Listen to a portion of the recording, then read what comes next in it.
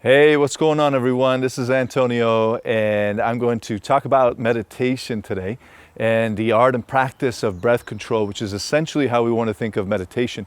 We don't want to think of it too much in terms, or we can think of it in any terms you want, but the key to meditation is that we understand its practical application.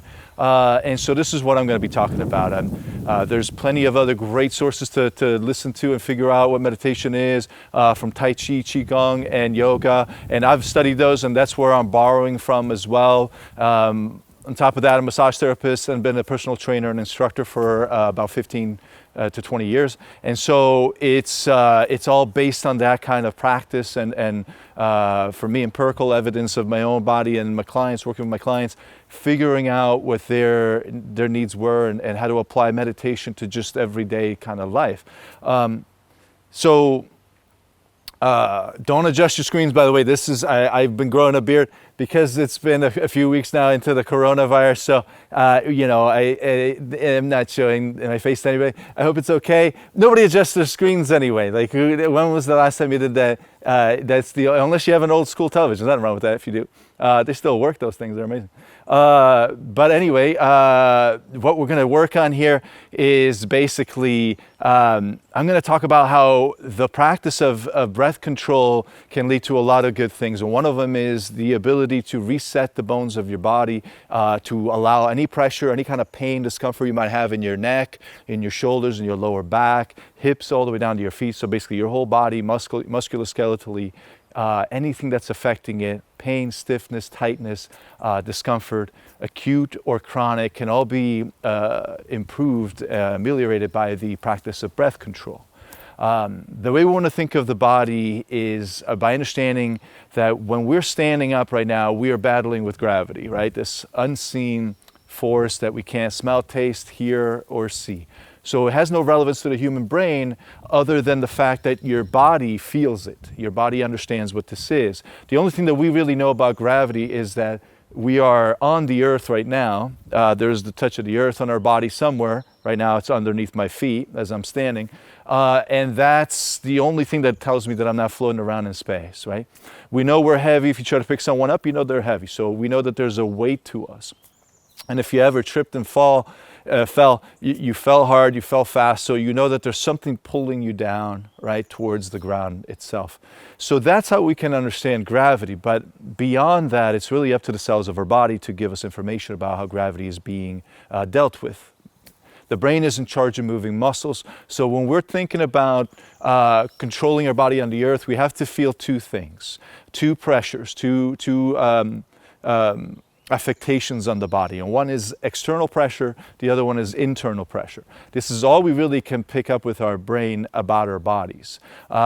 External pressure is the touch of the earth on your body, right? It's that sensation of some pressure on your skin pressing in, okay? So if I flick my finger right now, this finger here is flicking this one, and so I can feel the external pressure of that particular movement. Now, inside the body, the internal pressure is the pressure you feel on your joints, on your muscles, your organs, tightness, discomfort, tension, stiffness, immobility, things like that. When you feel those things, that's your internal pressure. So if the brain can pick up first the most obvious pressure, which is the external one, where that is, for me, again, it's on the bottom of my feet, deal with that first, I can then start dealing with the internal pressure. If we don't do that, if we instead create external pressure discomfort, it locks up the whole body. So the body needs to have the brain learn how to deal with the external pressures first, and that's why they're the most obvious ones, the ones the easiest to tune into. So if you're standing right now like I am, or sitting down, whatever you're doing, notice where the external pressure is on your body. Okay. From there, now, if you make that comfortable by relaxing on it, if you're not moving around, just relax on it. Now you can start dealing with the internal pressure through the practice and application of breath control. Standing upright means my rib cage has to be above my hips. To do that, I have to be able to maintain the lift of the rib cage. Is that okay? I'll go this way a little more. Yeah. Matt's filming me right now, and Matt is a real person, and his name is Matthew. Matthew, say something.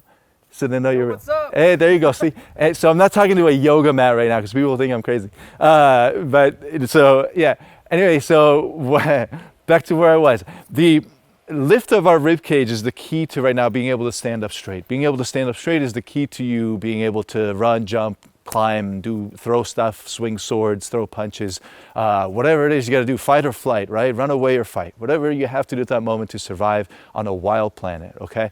Our body is designed to survive on a wild planet, so we have to tune in our brain to that instinct, which is our animal instinct, our wild brain, if you will. So see it like that for a minute. So now, as I'm trying to stand up here upright, my rib cage has to be balanced above my hips. Because the weight of my upper body is considerable, I have to be able to constantly take that pressure off of my hips. To do so, I have to use a certain series of muscles and to control of certain muscles. One of them is the abdomen, or the core as they say, and the shoulder blades, or the position of my arms, as that's going to help lift and open up my ribs as I take a breath, each time I take a breath. So breath control becomes the technique and application of controlling the pressure that's your rib cage places on your spine, which in turn places it also on your hips or anything that's structured underneath you when you're standing. All right, so how do we do a breath? What are you talking about, dude? Here's what I'm talking about. When you take a breath, you have to make sure you understand to use the ability to guide the breath either to your rib cage or to your belly. Because I'm standing, my lower back, my lumbar, which is that stretch of spine between the ribs and hips, it has to be supported. So I have to suck in the belly button a little bit. I have to use a little bit of tension here, just constantly keeping the abdomen drawn in, right? Like suck in your belly, right? That kind of thing. And activate your core, you hear things like that, right? So that's what we're trying to do, or that's what's being really sort of communicated when somebody says that, is to maintain a little bit of rigidity and drawn in-ness, that's not a word, to your abdomen, your core. Otherwise, you're going to have a belly that's extended and relaxed, like I'm doing right now, and it's going to drop your ribs. So by sucking in the belly, you lift the bottom of your ribs, and you support your lumbar, okay? Those two things happen automatically. The next thing you want to do is position your arms appropriately. Your arms are just an extension of the top of your rib cage. The shoulder structure is the clavicle and the shoulder blade coming together, forming the shoulder girdle. Your arm comes off of that. They're located here, up here at the top of the ribs.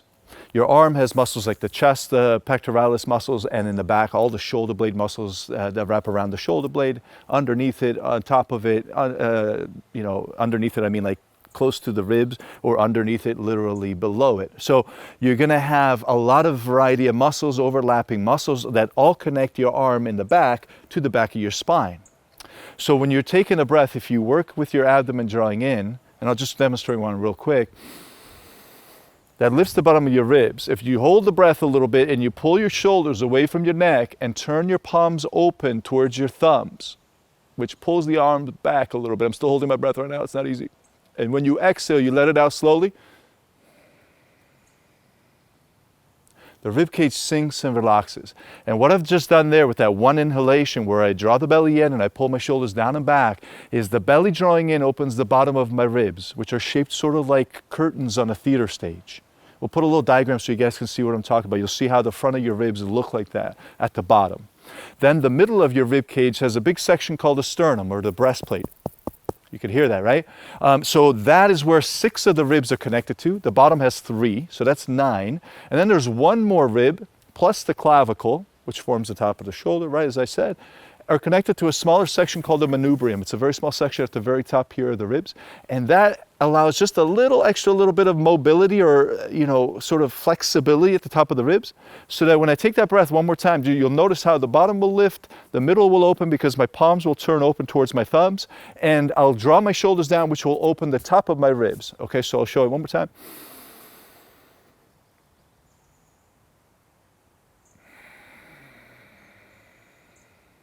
So when that inhalation, you saw me open the bottom, the middle, and the top by the way that I use my abdomen and the arm position again. So that's what's important to learn.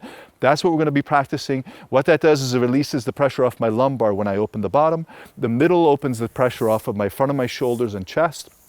And by unshrugging the shoulders, I release any pressure that might be at the neck or top of the shoulder blade right over here, where a lot of people feel discomfort. It's all coming from sitting. We all sit in chairs staring at computer screens and televisions and all that cool stuff that's been invented. However, it's not a natural invention. It's something that the human brain just came up with over years and years and years, took forever.